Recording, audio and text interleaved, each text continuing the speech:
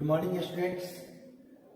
पिछले क्लास में हम लोगों ने देखा था कि बल्ब कितने प्रकार के हम लोग प्रयोग करते हैं। जैसा कि हम लोगों ने देखा था कि बल्ब 4 प्रकार के हम लोग लाइट्स बल्ब का प्रयोग करते हैं, जिसमें पहला था हम लोग का इंडिसिकेंट लैंप। जैसा कि हम लोग जानते हैं इंडिसिकेंट लैंप वो लैंप होता है जो प्रकाश के साथ साथ हमें ऊर्जा भी प्रदान करता है। इंडिसिकेंट लैंप में सबसे जो फर्स्ट नंबर पे बल्ब हम लोग देखे थे वो बल्ब था आपको कार्बन फिलामेंट लैंप। इंडिसिकेंट लैंप में फर्स्ट जो लैंप था बना उसको हम लोग कहे carbon filament lamp. Carbon filament lamp में हम लोग फिलामेंट के रूप में सबसे पहले कार्बन का उपयोग करते थे, इसलिए इसको कार्बन फिलामेंट लैंप के नाम से जाना गया। जैसा कि आप ये कंस्ट्रक्शन देख रहे हैं इस बल्ब का, इस बल्ब के कंस्ट्रक्शन में आप देख रहे हैं कि ये एक कांच का ग्लास है जिसका ये बाहरी आवरण कांच के ग्लास से ढका हुआ होता है। इसके बीच में ये एक ग्लास का स्टीम होता है जो आधार होता है, जिससे ये तार निकले हुए होते हैं, जिसके ऊपर ये जो हम लोग फिलामेंट यूज करते हैं कार्बन का, उसको एक आधार देने के लिए, एक बेस देने के लिए हम लोग इसका उपयोग करते हैं ताकि फिलामेंट हम लोग का नीचे न गिरे। ये वाला जो पॉइंट आप देख रहे हैं, ये दोनों पॉइंट जो है वो कनेक्टिंग पॉइंट है, जहां पर हम लोग का जो बल्ब होल्डर में जब इस बल्ब को प्रयोग करते हैं तो वो पॉइंट उस बल्ब होल्डर के पिन से जाकर के कनेक्ट हो जाता है। जैसे ही हम लोग इस बल्ब में सप्लाई देते हैं, इन दोनों पॉइंट के बीच, कनेक्टिंग पॉइंट के बीच जैसे ही सप्लाई देते हैं तो वो सप्लाई इस वायर के द्वारा होता हुआ कार्बन फिलामेंट पर पहुंचता है, और कार्बन फिलामेंट में जैसे ही वो सप्लाई पहुंचता है, कार्बन फिलामेंट अपने गुण के कारण रुकावट डालता है, रेसिस्टेंस उत्पन्न करता है, फलस्वरूप वहां पर हीट और लाइट प्राप्त होता है। क्योंकि हम लोग ये पढ़ चुके हैं कि 900 डिग्री सेंटीग्रेड तक के तापमान पर तो केवल हम लोग गर्मी महसूस करते हैं, लेकिन उससे ज्यादा जब टेम्परेचर होता है तो हमको प्रकाश भी दिखाई देता है। तो इस प्रकार इस लैंप में प्रकाश उत्पन्न होता है, लेकिन इस लैंप में जो प्रकाश उत्पन्न होता है वह प्रकाश काफी कम होता है। साथ ही साथ जो वर्किंग आवर होता है वह भी काफी कम होता है। इस बल्ब से जो प्रकाश उत्पन्न होता है प्रति वाट 2.5 to 4 न्यूमन होता है। इस बल्ब का जो कार्य घंटा होता है, वो कार्य घंटा जो होता है वो हम लोग 600 से 800 के बीच कार्य घंटा मानते हैं। अर्थात एक समय तक जब हम लोग 600 या 800 घंटा तक ये बल्ब कार्य कर सकता है, उसके बाद ये बल्ब स्वतः खराब हो जाता है। तथा टेम्परेचर होता है वो 2000 डिग्री सेंटीग्रेड तक के तापमान को सह सकता है और पीला लाइट के रूप में प्राप्त होता है। इस बल्ब का उपयोग हम लोग कहाँ करते हैं? तो इस बल्ब का उपयोग बैटरी चार्जर के साथ किया जाता है। इसके अलावा उन सभी जगहों पर भी इसका उपयोग किया जाता है जहां पर हमको हीट का जरूरत पड़ता है। जैसे फ्रिज में भी हम लोग इसका उपयोग करते हैं, लेकिन इसका उपयोग सजावटी कार्य में नहीं किया जाता, क्योंकि इसका जो ल्यूमन होता है प्रति वाट वो काफी कम होता है। साथ ही साथ इसमें ऑक्सीकरण को रोकने के लिए इसके गैस को बाहर निकाल दिया जाता है, क्योंकि कार्बन के वाष्पीकृत होने से बल्ब के अंदर जो कांच होता है उस पे काला धब्बा पड़ जाता है। अभी तक हम लोगों ने कार्बन फिलामेंट लैंप के बारे में देखा, जो प्रथम इंडिसिकेंट लैंप था। कार्बन फिलामेंट लैंप में एक प्रॉब्लम जो था वो क्या था कि जैसे जैसे टेम्परेचर, क्योंकि कार्बन में जो होता है टेम्परेचर का निगेटिव कोफिशिएंट होता है, और जैसे जैसे टेम्परेचर बढ़ता है उसका रेसिस्टेंस का मान घटता है, जिसके कारण उससे जो करंट फ्लो होता है वह करंट काफी ज्यादा होता है। तो शुरू में तो करंट का कंजप्शन कम होता है कार्बन फिलामेंट में, लेकिन बाद में करंट का कंजप्शन ज्यादा होने लगता है, जिसके कारण हम लोग का बिजली खपत ज्यादा बढ़ जाता है। इन सभी चीजों को देखते हुए कार्बन फिलामेंट के जगह हम लोग मेटेलिक फिलामेंट का उपयोग करना प्रारंभ किए।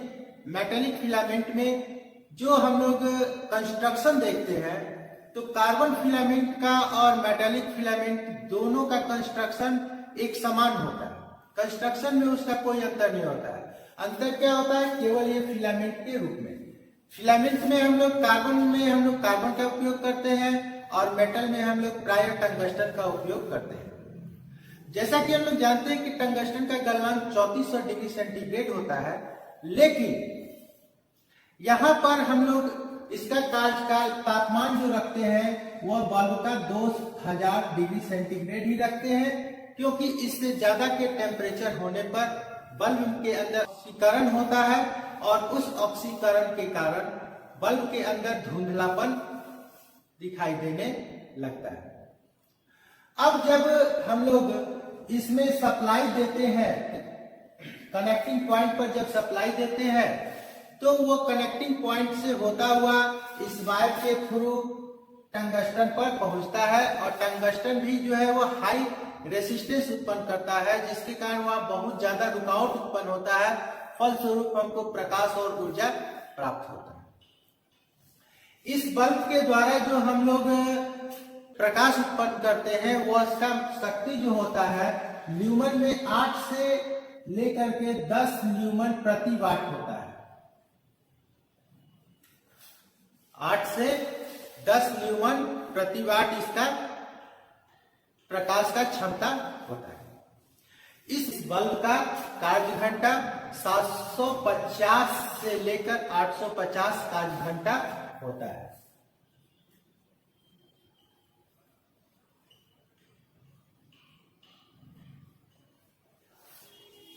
इसका जो उपयोग हम लोग करते हैं, इसका उपयोग सजावटी कार्य में ज्यादातर करते हैं। जैसे आप देखे होंगे घर में छोटे छोटे स्विच बल्ब जिसको हम लोग लगाते हैं या कैंडल लैंप लगाते हैं, उन सभी जगहों पर इसका उपयोग ज्यादातर किया जाता है। इसका मैक्सिमम क्षमता जो होता है वो 25 वाट से कम तक ही रखा जाता है।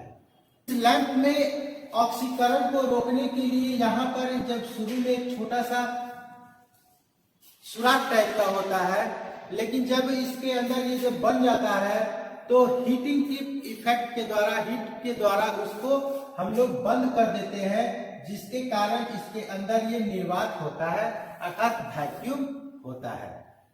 इसे हम लोग पिग्गी लैंप, कैंडल लैंप और नाइट लैंप के नाम से भी जानते हैं।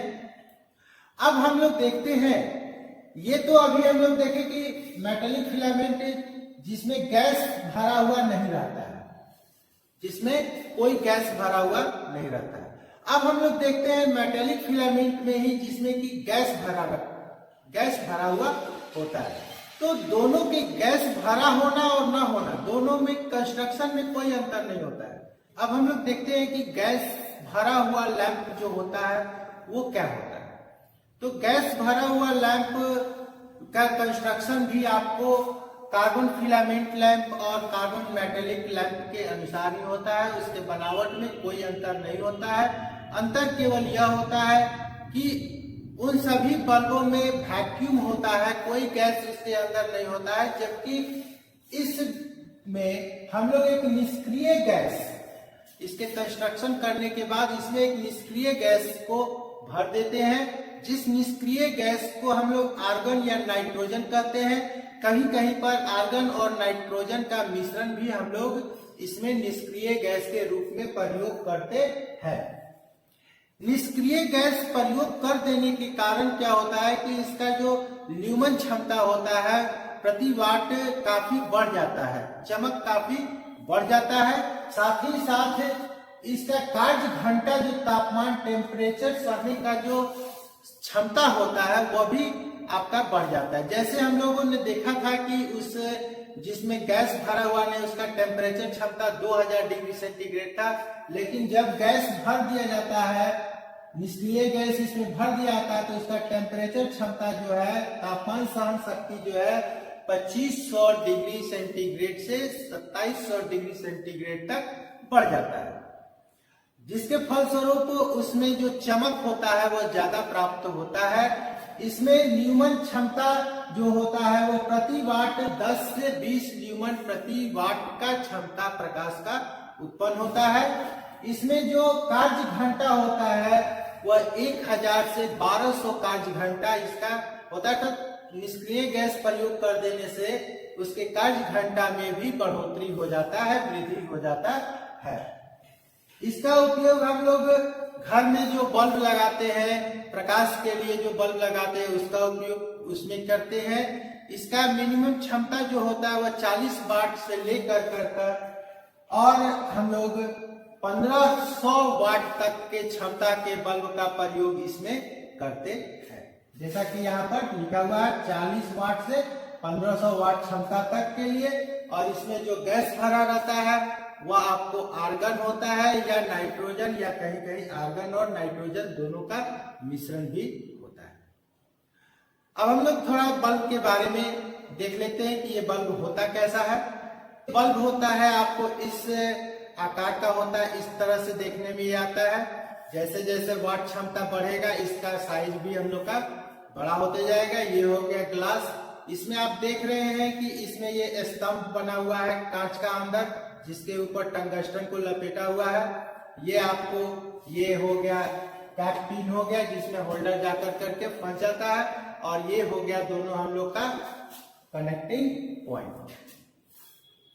अगर आपको वीडियो अच्छा लगे इस वीडियो को अपने दोस्तों तक ज्यादा से ज्यादा शेयर करें, वीडियो को लाइक करें। अभी तक अगर आपने चैनल को सब्सक्राइब नहीं किया है तो प्लीज चैनल को सब्सक्राइब कर लें, बेल नोटिफिकेशन को ऑन कर लें, जिससे इस चैनल पर लोड होने वाले प्रत्येक वीडियो का नोटिफिकेशन आप तक सबसे पहले पहुंचे। Thank you.